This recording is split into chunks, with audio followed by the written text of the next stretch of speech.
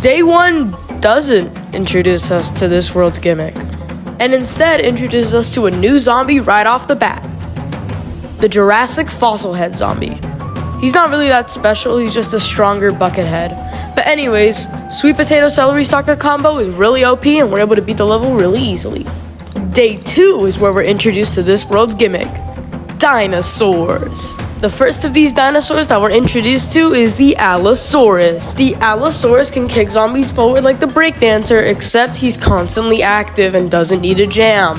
The dinosaurs are completely invincible and can't die, so they'll be constantly active until they eventually run away. Thankfully, the sweet potato celery stalker combo is still enough to beat the level. Applebomb says, what did the potato mine dress up for Halloween? Groot. That was quite comical. Day 4 is just day 2, but a little bit harder. They add a little bit more Allosaurus and a little bit more fossil head. But in the end, the sweet potato celery stalker combo is still coming out victorious. Yeah, you're gonna see me use this strategy a lot. And that's because all of these zombies, they simply walk in a straight line and eat, which makes sweet potato really, really good here. You see, in Neon Mixtape Tour, sweet potato would get absolutely bodied, whether it be kicked away by the punk zombie, obliterated by the glitter zombie, or insta-killed by the MC zombie. He would just not be effective. But in this world, he can work wonders with the help of Celery Stalker. Day 5 is nothing special, it's just a bunch of Allosaurus. Hey, post-editing me here, I guess I'm just stupid, because I thought these were Allosaurus because of the little, stripe things that they have, little triangle stripe things. But no, they're Velociraptors, so that's on me.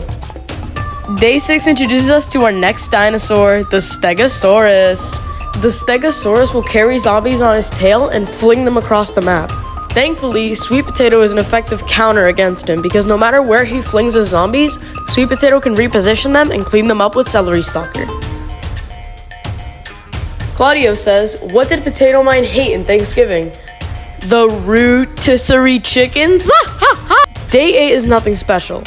It's just some Velociraptor, some Stegosaurus, and some Fossil Head. And that's kind of the problem with this world. There's not a lot of really special, memorable, or interesting stages. However, I don't really mind it. I mean, we have 3 worlds left, and having a pretty easy world is really nice, actually. Day 9, however, was incredibly memorable. If you attended the stream, you would know why. That is because of this man right here, Snopey. I made a deal with Snopey that every single time that he would donate, I would have to eat root soup. Snopey donated a whole 14 times, but that's not all. I also made a deal that every single time that somebody were to donate, I would have to watch 10 Lanky Box shorts. So with those 14 donations, I had to watch 140 Lanky Box shorts. Thankfully, someone saved me. Claudio gave me the idea that we never agreed that I had to watch the entirety of the Lanky Box short. So I skipped through them, and I got off scot-free, so thank you, Claudio. Day 10 introduces us to the next dinosaur, the pterodactyl. The pterodactyl will carry zombies and push them all the way back to the end of the lawn where they will walk the opposite direction. Kind of like the prospector zombie from Wild West, except the pterodactyl can do it multiple times before he flies away. They don't really pose a threat though, because I can just place a celery stalker in front of the sweet potato and it's able to reach behind the sweet potato, so it's pretty easy. Day 11 is just a whole bunch of pterodactyl shenanigans, but as previously stated, they don't really pose a threat, so day 11 is not that hard. Oh my god, finally! An actual interesting level. Day 12, we can't lose more than 6 plants, and we get introduced to the Gargantuar. If I'm being honest, I didn't really have a plan for this stage. The Gargantuars in this world are incredibly tanky, and I don't want to risk losing a celery stalker or a sweet potato over killing one, so I just let the mowers take care of them. And we're back to the boring repetitive levels. Don't worry, however, things will get a lot more interesting when we unlock a certain somebody. Spongy Boy says, wait a second, is that?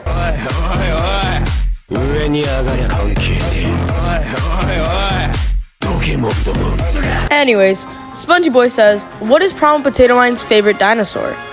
A Triceratops. Day 15, we need to protect these two Primal Walnut. And these dudes are absolute tanks. They're able to withstand 3 hits from a Gargantuar. However, we didn't have to worry about that because they send the Gargantuar in the middle lane. Also, I really don't think they put a lot of thought into this level because protecting the actual Primal Walnuts is really easy because the Velociraptors just keep kicking the zombies over him, making it super easy. Box says, what do you call a root with antlers? Root Dolph. Day 17 is pretty boring, so I'm just going to talk about the future and what happens after I finish this challenge. After I finish this challenge, I'm thinking of doing a Battlecast challenge. Nothing has been decided for sure yet, and if there's enough demand for it, I can do some other challenge of whatever you guys would like to see. But if you want to know any updates on what I'm going to do after this challenge, join my Discord, link in the description. Day 18, we get introduced to the T-Rex, who quite frankly doesn't even look like a T-Rex. But his face is just so goofy, I love him, he's so adorable. The T-Rex will speed up all zombies in that lane by a significant amount. Thankfully, however, when they get dragged into the lane with Sweet Potato, they slow down and Celery Stalker can make quick work of them. We also have to deal with some Pterodactyl and Velociraptor shenanigans, but as previously stated, they're not too hard to deal with. Claudio says, what's a Potato Mine's pet? A Rootweiler. Day 20 was a produced sun goal, and you know I had to have a little bit of fun with this.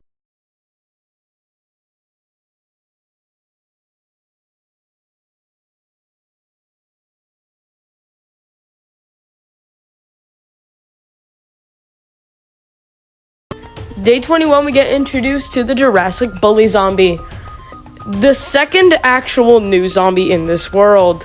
However, guess what he does? Absolutely nothing.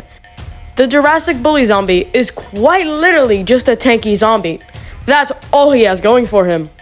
Unfortunately though, Celery Stalker can absolutely shred his HP.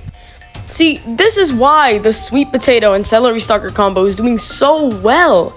None of these zombies have special abilities. They just get bodied by Celery Stalker. Alright, so hear me out. Dang, that actually went really well. Also, why'd they give us like 3 plant food? I didn't even need it. Day 23 picks 1 plant for us. That plant being very important.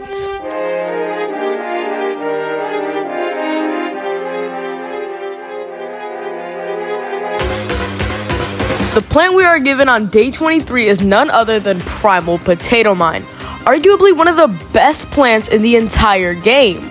Primal Potato Mine is just like regular Potato Mine, except his explosion is in a 3x3 radius. This makes him super broken and effectively just a 50 cost cherry bomb. With Primal Potato Mine, the rest of this world is an absolute joke. Day 24 was super easy. Our Sweet Potato Celery Stalker was already working wonders, but now that we add Primal Potato Mine, it absolutely destroys through everything. On day 25, we finally get introduced to this world's biggest op, the Ankylosaurus. If you could even call it that. You see, this world has been a cakewalk so far, and the Ankylosaurus doesn't really pose much of a threat, but compared to all the other dinosaurs, he's definitely the deadliest. The Ankylosaurus will push a zombie all the way to the second column, and if there happens to be a plant there, that plant will get pushed back. Pushing our sweet potatoes back can really be annoying because we have to replace our celery stalkers. Other than that, the Ankylosaurus really doesn't pose much of a threat, and if you pronounce it Ankylosaurus, consider yourself an op. Day 26 is one of those stages that I really like. It focuses on the Ankylosaurus and making him more dangerous. There's mold colonies on the first 2 columns, which means that if an Ankylosaurus pushes a zombie into those mold colonies, there's nothing you can do. Thankfully, there's 2 things that we can do if this were to happen. Number 1, let the lawnmowers kill them. Well, duh. But the more ideal option would be using plant food on Sweet Potato. You see, if there's a zombie behind Sweet Potato, it can still get attracted to the Sweet Potato if you use the plant food on it. We make a few mistakes here and there, but we still end up beating the level. Doesn't this look familiar? See, you would get that if you watched the first episode, so if you haven't, watch it right now. Also, once again, I get an unnecessary amount of plant food that I don't need and did not use in this level.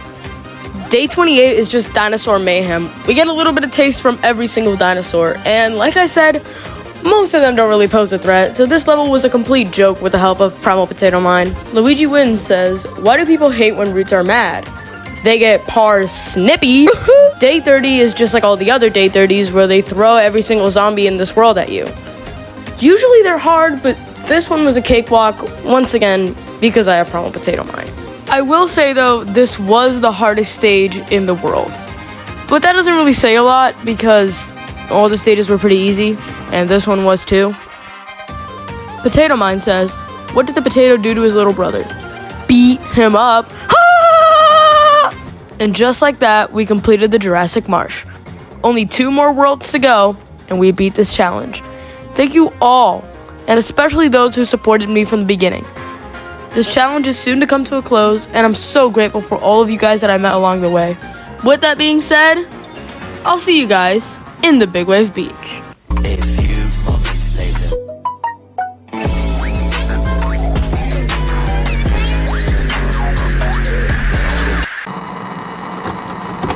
Well.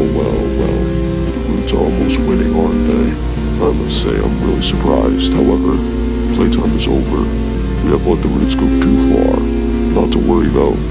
I doubt they will surpass Big Wave Beach. What early morning humor fails to realize is that he's losing. He has already lost. The Roots are good-for-nothing plants meant for sacrifices. They're too weak to defeat Zomboss.